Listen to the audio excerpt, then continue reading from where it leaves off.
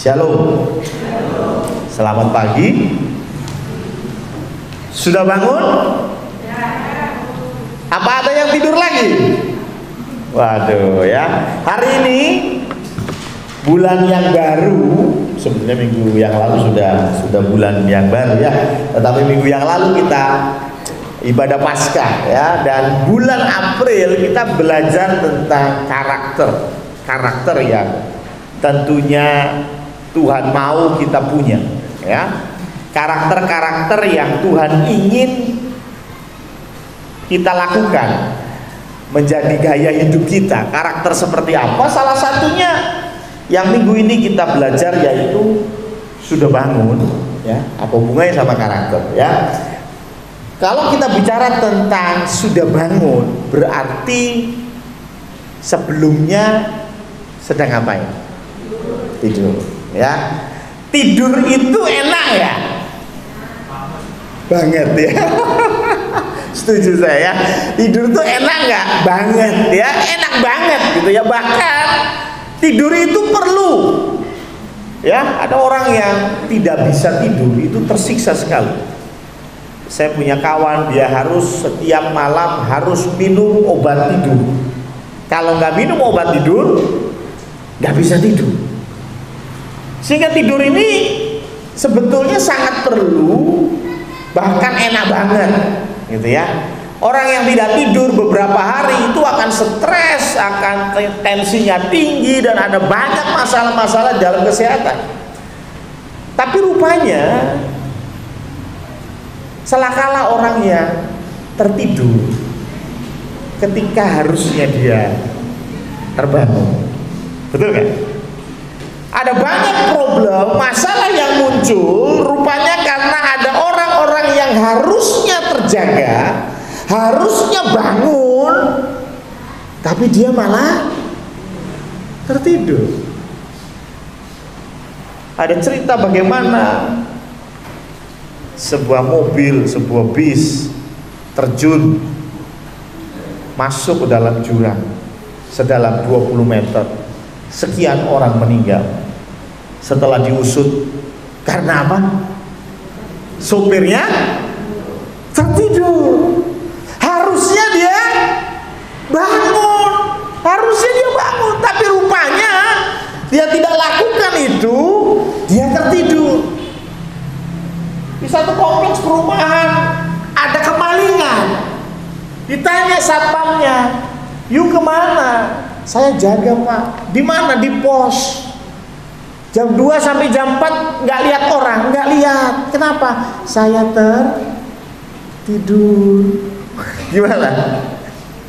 Ya, kalau Anda yang kemalingan dan Anda tahu bahwa yang tugas ronda pada hari itu tertidur. Ya, ini masalah serius rupanya hanya gara-gara tertidur. Sekali lagi, tidur baik, tidur perlu, tetapi ada waktu-waktu di mana kita nggak boleh tidur. Ada waktu-waktu kita harusnya terjaga, harusnya kita berjaga-jaga. Mari kita baca dalam satu perikop cerita yang tentunya saya yakin Anda semua sudah hafal cerita ini dari Markus 14. Matius juga menulis hal ini, tetapi saya mau ambil dari Markus 14 ayat yang ke-32 sampai 42. Kayaknya hari ini kita bicara dari Markus semua. Ya, Markus 14 ayat 32 sampai 42.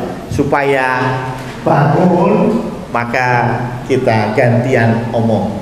Ya. Yang hari ini masih ngantuk, maka baca ayat 32, 34, 36. Tapi yang sudah bangun baca ayat 33, gitu ya. Yang masih ngantuk ayat berapa? 32 ya. Yang pertama omong yang masih ngantuk. Saya masih ngantuk ya. Ayat 32 ya. 1, 2, 3. Lalu sampailah Yesus dan murid-muridnya ke suatu tempat yang bernama Getsemani. Kata Yesus kepada murid-muridnya, "Duduklah di sini sementara aku berdoa."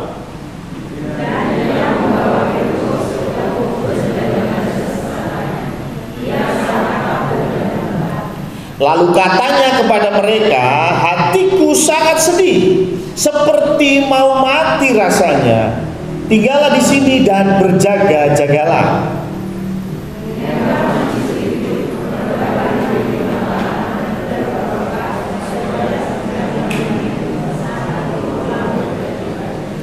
Katanya, ya Abba, ya Bapa, tidak ada yang mustahil bagimu.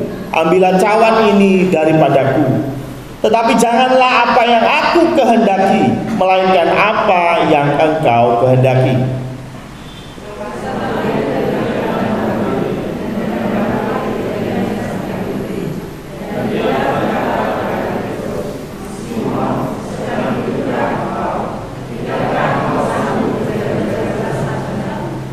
Berjaga-jagalah dan berdoalah, supaya kamu jangan jatuh ke dalam pencobaan. Roh memang penurut, tetapi daging lemah.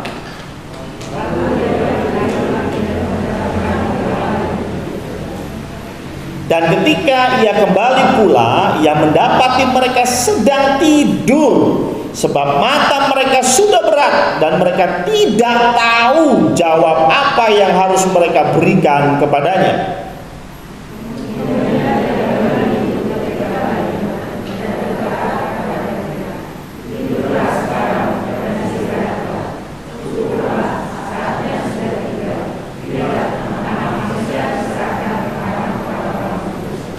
Bangunlah, marilah kita pergi. Dia yang menyerahkan aku sudah dekat.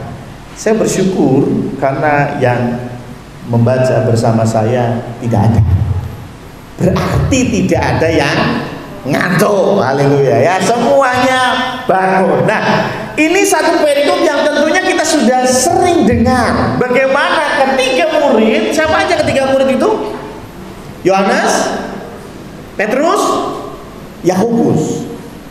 Tiga murid ini pergi bersama Tuhan Yesus ke taman yang disebut Taman Getsemani. Dan ketika itu Tuhan Yesus minta mereka untuk berjaga. Berjaga itu gak boleh tidur. Tuhan minta mereka untuk bangun. Tapi apa yang mereka lakukan? Tidur.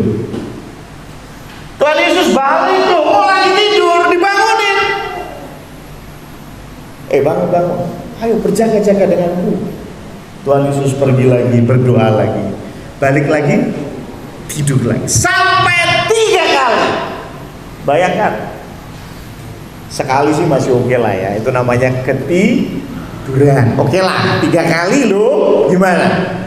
Sekali masih oke, ini 3 kali mereka tertidur di saat dimana Tuhan suruh mereka terjaga. Ini adalah kesalahan, menurut saya kesalahan terbesar bagi Petrus, Yakobus, dan Yohanes. Kenapa? 3 orang ini orang spesial. Ini adalah ring satunya Tuhan. Jadi kalau kita baca Alkitab, ada paling tidak 3 ring. Ring 1 adalah orang-orang yang paling dekat dengan Tuhan Yesus. Siapa itu? Petrus, Yakobus, Yohanes. Selalu 3 orang itu untuk kasus-kasus spesial hanya ada 3 ini. Ketika Tuhan Yesus naik ke gunung dan dimuliakan, dia hanya bawa 3 orang ini. Siapa? Ya ini. Tapi ring 2 itu 12 murid.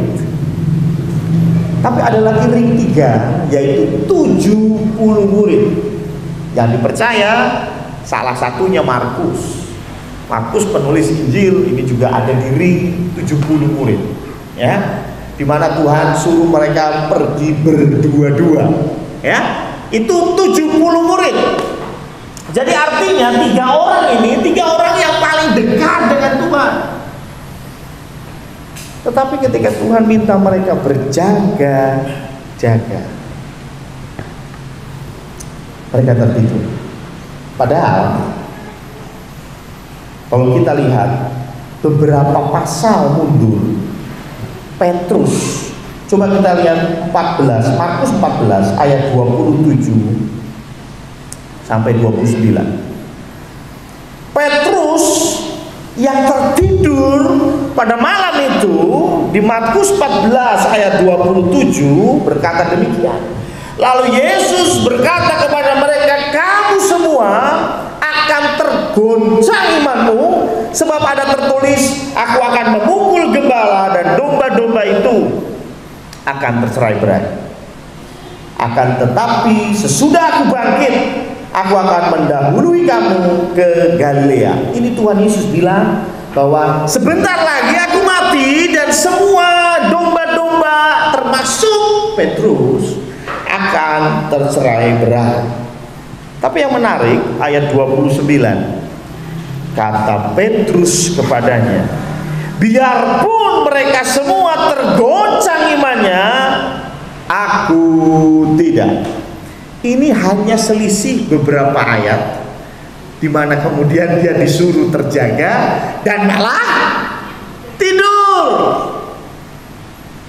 Ya, bahkan Tuhan omong lagi ayat 30, lalu kata Yesus kepadanya, aku berkata kepadamu, sesungguhnya pada hari ini, malam ini juga, sebelum ayam berkokok 2 kali, engkau telah menyangkal aku 3 kali. Apa jawab Petrus? Tetapi dengan lebih bersungguh-sungguh Petrus berkata, sekalipun aku harus mati bersama-sama engkau, aku takkan menyangkal engkau. Semua yang lain pun berkata demikian. Wah, ya. Tuhan Yesus kembali menegaskan, lu itu bakal menyangkal aku. Petrus bilang apa? Dia bilang dengan sungguh-sungguh, mati pun aku siap. Ini ayat 31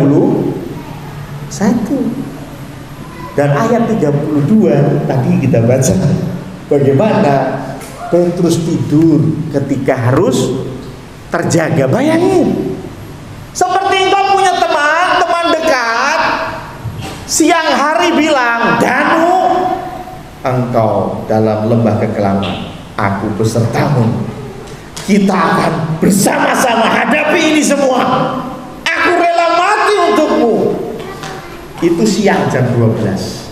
Jam 1 wis lunga meninggalkanmu sendiri. Itu kan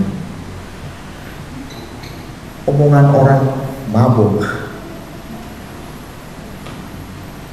Tapi saya mau bilang, banyak di antara kita seperti Petrus. Ketika di gereja kita buat iblis gemetar, wow, begitu keluar lewat kuburan lagunya ganti, iblis buat kita gemetar. Betul ya? Ketika kita ada di dalam gereja, oh, atmosfernya luar biasa, semangat, mantap, ada amin, saudara-saudara, amin. Siapa yang diberkati Tuhan angkat tangan, semua angkat tangan ya. Siapa yang hari ini suka cinta, semua angkat tangan.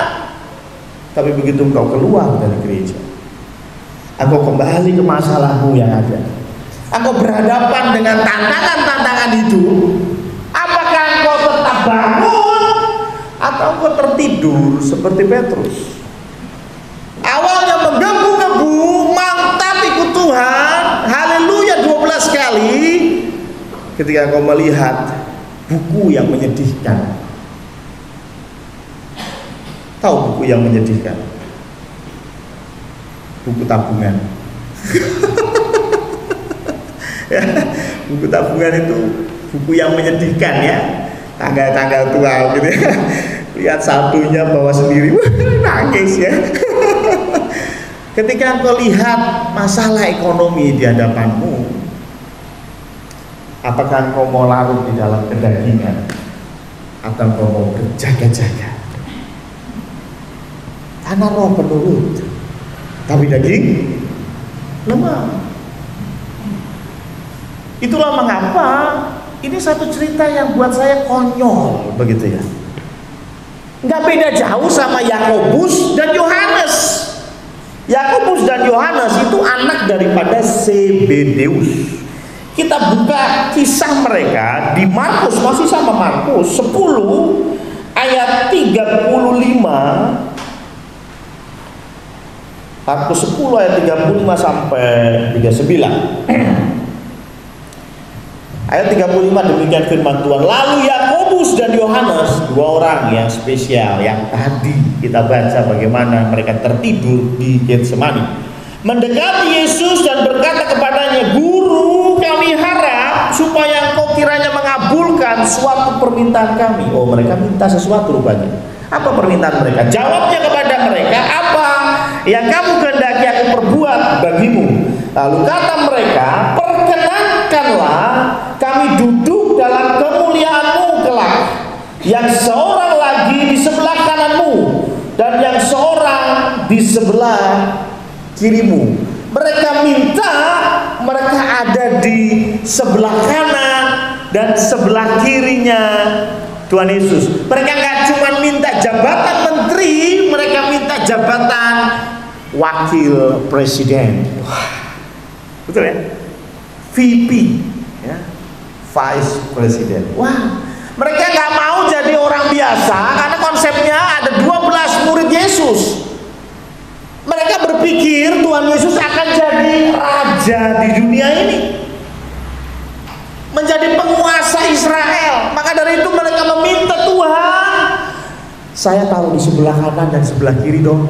Yang 10 orang terserah deh, mau dijadiin menteri pertahanan boleh ya, menteri BUMN boleh. Tapi kalau kami Yakobus dan Yohanes, saya minta di sebelah kanan dan sebelah kiri. Mereka meminta begitu besar. Tetapi kata Yesus kepada mereka, kamu tidak tahu apa yang kamu minta. Dapatkah kamu meminum cawan yang harus kuminum dan dibaptis dengan baptisan yang harus kuterima? Jawaban mereka nggak pakai mikir.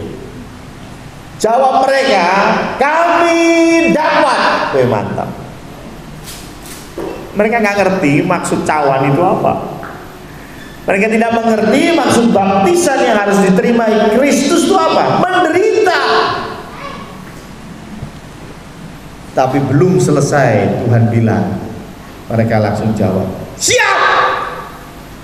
Mantap ya. Tapi 4 pasal kemudian mereka cuma disuruh apa? Bangun. Sesulit itukah? Mereka disuruh bangun, tapi malam hari itu mereka tidur. Terkadang kita merasa bahwa hal-hal kecil yang kita lakukan yang tidak pas, tidak sesuai, tidak taat dengan apa yang Tuhan perintahkan, kita menganggap itu hal yang remeh. Kan cuman begini. Kan cuman begitu. Saya bukan pembunuh bayaran. Ngomong-ngomong, minggu depan kita bahas jangan bunuh. Ya.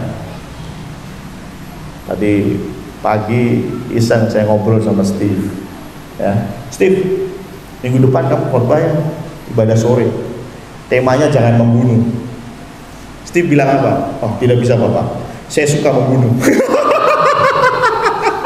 Alasan saja ya, supaya nggak khotbah sore ya. Dasar ya. Ya, tapi minggu depan itu kita bahas tentang jangan membunuh. Tapi menariknya, kita kadang-kadang merasa, saya ini kan bukan membunuh, saya bukan pemerkosa, saya bukan koruptor kelas kakap, saya nggak pernah menyakiti hati orang. Sehingga kesalahan yang kita anggap kecil, kita tidak merasa perlu untuk meminta ampun. Betul kan? Berapa banyak di antara kita yang berbohong hari ini? Adalah ya yang berbohong hari ini ada. Saya mau tanya, ada rasa bersalah? Biasanya enggak. Kenapa? Cuma ngono tok itu. Enggak menyebabkan kematian begitu ya. Saya kan cuma bohong aja, ditanyain Pak Pendeta, oh baru bangun, oh enggak Pak, udah dari jam 4 tadi saya bangun, padahal baru bangun. Itu aja sih. masa hal semacam itu kok dipermasalahkan? Ya enggak lah, itu hal kecil. Tapi perhatikan, ada banyak hal kecil buat kita, tapi itu hal besar buat Tuhan. Mereka bertiga cuma tertidur.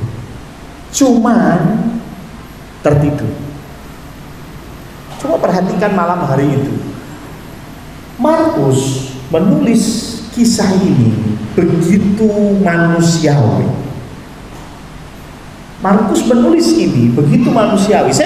Steve pernah bilang bahwa Yesus yang kita sembah itu 100% manusia, tapi juga 100% Allah.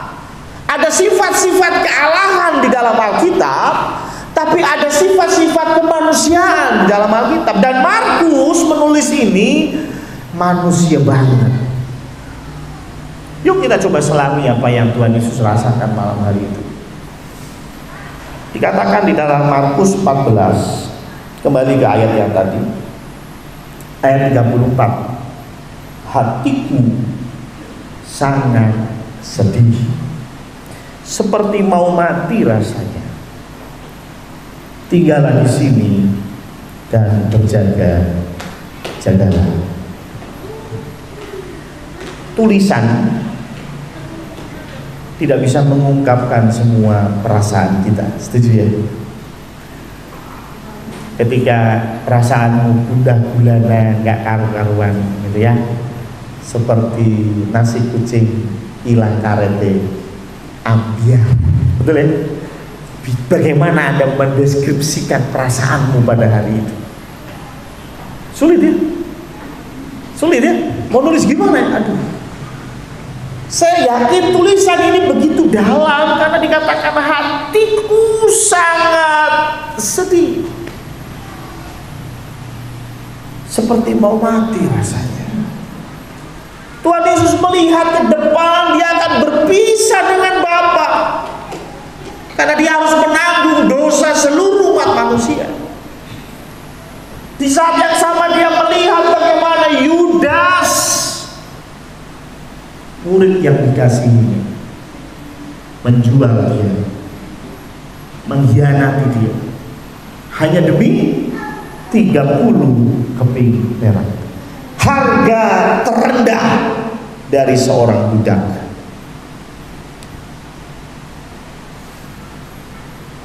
Coba bayangkan bagaimana perasaan Tuhan Yesus malam hari itu.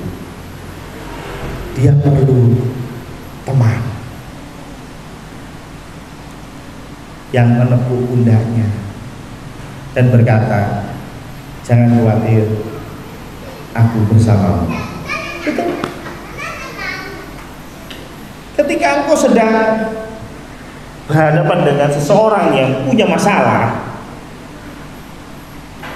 jangan pernah berpikir engkau mengerti perasaan dia, karena memang engkau gak akan tahu.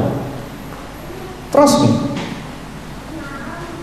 Ketika suamimu sedang ada masalah dan dia curhat sama engkau, jangan pernah berkata, santai wae aku yuk pernah aku yuk ngomong.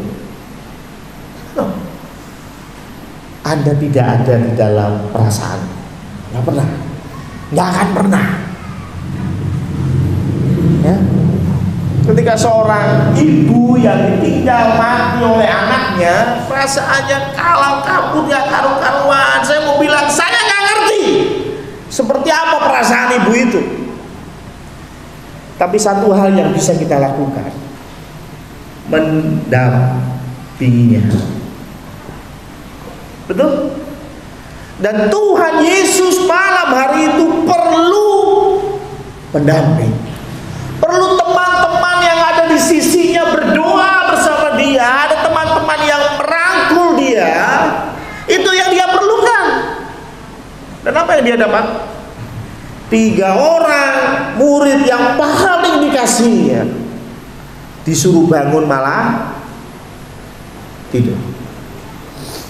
Saya mau tanya, kesalahan 3 orang ini besar ya? Kalau saya mau bilang, ini kesalahan terbesar. Ya. Ketika Tuhan perlu seseorang di sampingnya, engkau pergi dan tinggalkan dia. Betul? Terkadang kita hanya berpikir, loh, 3 orang ini kan hanya tertidur.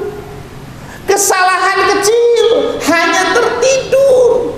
Tapi sadarlah, kalau engkau tertidur di saat engkau harus berjaga, itu kesalahan fatal. Bukan masalah tertidurnya. Ada berapa di antara kita yang harusnya bangun, kita tertidur? Yang harusnya kita melakukan peperangan rohani, kita tertidur. Dan membiarkan iblis mengombang-ambingkan hidup kita. Kalau saya bicara tentang Taman Getsemani, ini persis mengingatkan saya pada sebuah taman di Kejadian pasal 3. Taman itu bernama Taman Eden. Sama-sama di taman, sama-sama membuat kesalahan yang menurut kita kecil. Apakah Adam dan Hawa membunuh? No. Apakah Adam dan Hawa menyerang markas besar Kapolri di Jakarta? Enggak ya? Enggak. Apakah Adam dan Hawa pakai bom dan meledakkan diri di Makassar? No ya. Adam dan Hawa cuma apa? Ambil buah dan makan. Kadang-kadang kita berpikir, ya ampun, cuman kesalahan kecil. Tetapi hal yang sama kita lihat di Taman Getsemani. Kesalahan kecil tetapi besar buat Tuhan. Di saat Tuhan betul-betul berharap kepada engkau, ayo jadilah orang yang semakin sempurna. Yoni, tumbuhlah, berbuahlah lebat. Tapi engkau malah tidur. Ya, ketika Tuhan perlu kita tidur. Apa kesamaan antara Taman Getsemani dengan Taman Eden?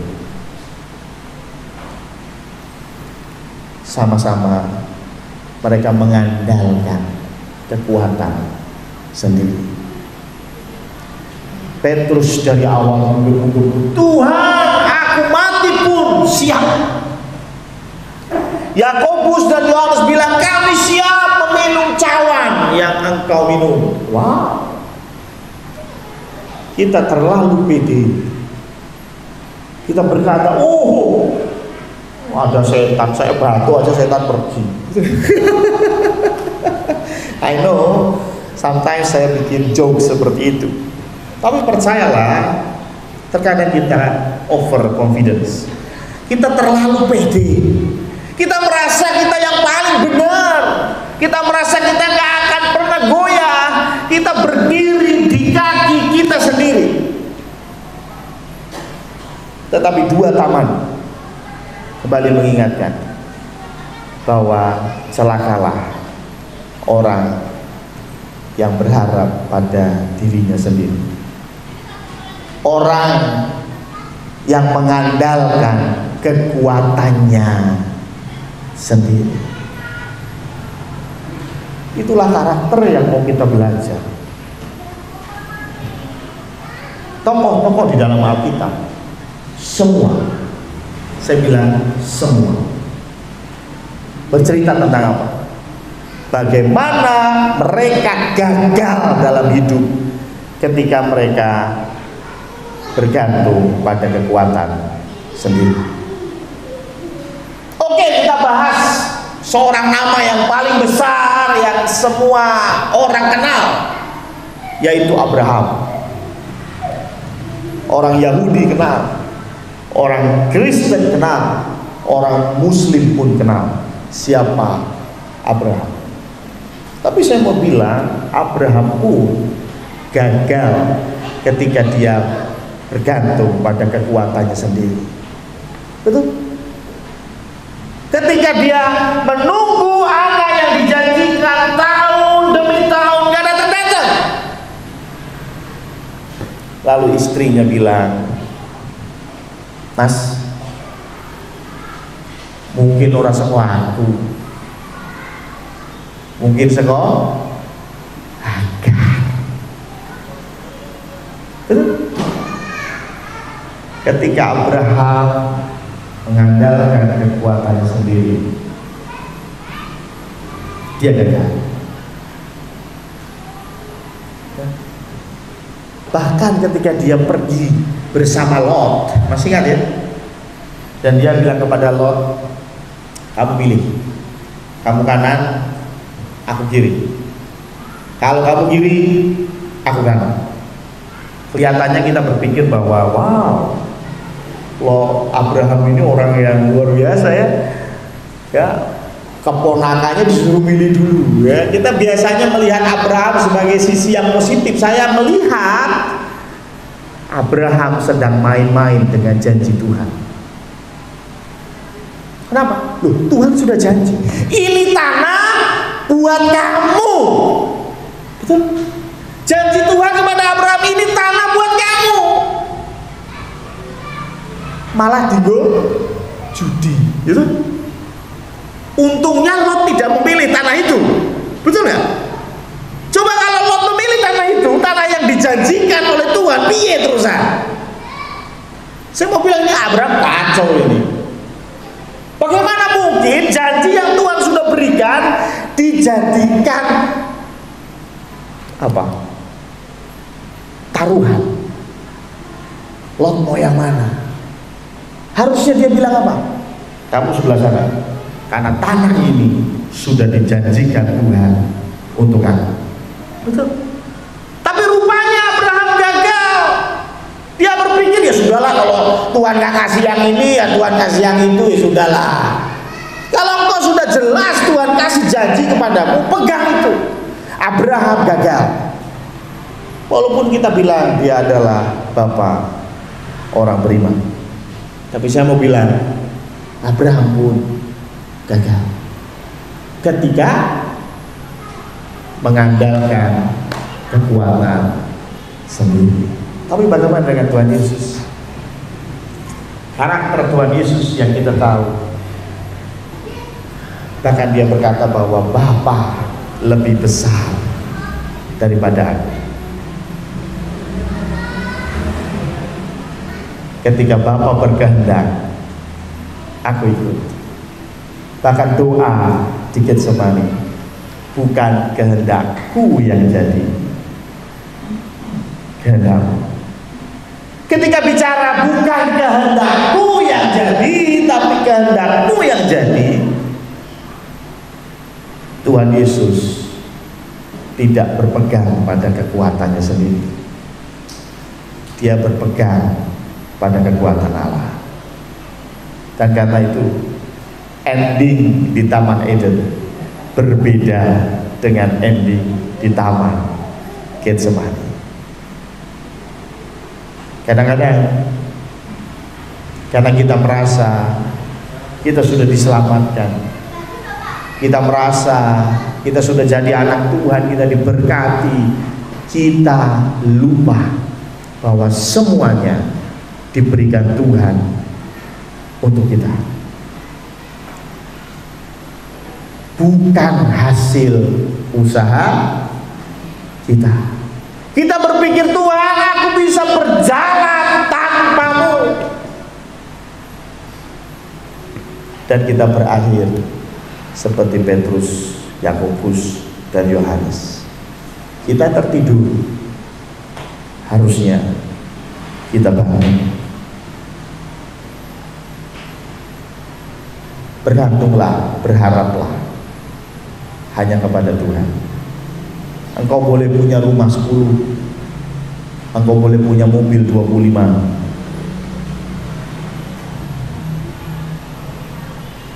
tapi dalam sekejap semua bisa musnah. Berdoalah seperti Paulus, aku ada sebagaimana aku ada karena Tuhan. Amin. Kita akan membuka warta jemaat kita untuk hari Minggu, yaitu John Kidem diliburkan untuk Minggu sore, juga diliburkan. Untuk hari Selasa ada persekutuan doa malam offline petugas Bapak Alfian. Untuk hari Rabu pukul 5 sore ada persekutuan wanita Kristen online yang dilayani oleh firman Tuhan Ibu Paulina. Untuk hari Kamis persekutuan pria Kristen online yang akan dilayani oleh Bapak Purwoko. Dan untuk hari Jumat juga masih online dilayani oleh firman Tuhan Deaken Suharti. Dan hari Sabtu juga online firman Tuhan dilayani oleh Bu Wiji Lestari untuk doa pagi. Untuk laporan kas pembangunan saldo per 10 April 2021 sebesar 18.747.930 rupiah. Untuk warta jemaat, warta khusus minggu ini merupakan minggu kedua di bulan April 2021. Jemaat masih diberikan kesempatan untuk memberikan persepuluhan. Mari kita mengembalikan dengan percaya bahwa Allah telah melimpahkan berkat-Nya. Panitia G50 memberikan kesempatan kepada jemaat yang rindu untuk memberikan persembahan berupa barang-barang baru atau bekas layak pakai, dapat menghubungi Deaken Suharti atau Pendeta Samuel Utomo. Barang-barang persembahan tersebut nantinya akan dilelang dan dijual dalam pasar. Barang bekas hasil penjual digunakan sebagai salah satu penggalangan dana acara Jumat Agung Pentakosta Biadon Terkusumo. Akan dilaksanakan penyerahan anak pada hari Minggu 8 April 2021 bagi jemaat yang ingin menyerahkan putra-putrinya dapat menghubungi Pendeta Samuel Priyotomo atau Saudari Veronica. Inilah fakta jemaat yang sudah kami sampaikan. Tuhan memberkati.